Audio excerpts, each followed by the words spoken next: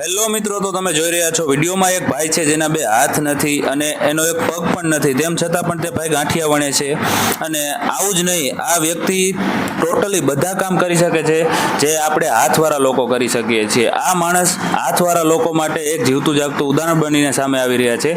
તમે જોઈ શકતા હશો, બે હાથ નથી તેમ છતાં જો એ માણસ આટલી મહેનત કરી શકતો હોય તો આપણે હાથ હોવા છતાં આપણે નથી કરી શકતા. તમે જોઈ જ રહ્યા છો, એના બે હાથ નથી તેમ છતાં પણ એ ગરમ ગરમ તેલ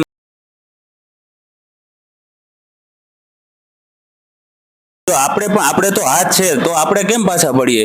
આ માણસ આપણા માટે એક જીવતું જાગતું ઉદાહરણ છે. તમે જોઈ રહ્યા છો વિડીયોમાં જે તમને દેખાય છે, તેને હાથ નથી તેમ છતાં તે ગાંઠિયા ઉપાડીને ગાંઠિયા પણ જોખીને ગ્રાહકને આપે છે. જુઓ તમે, જો એની કામ કરવાની કળા જુઓ.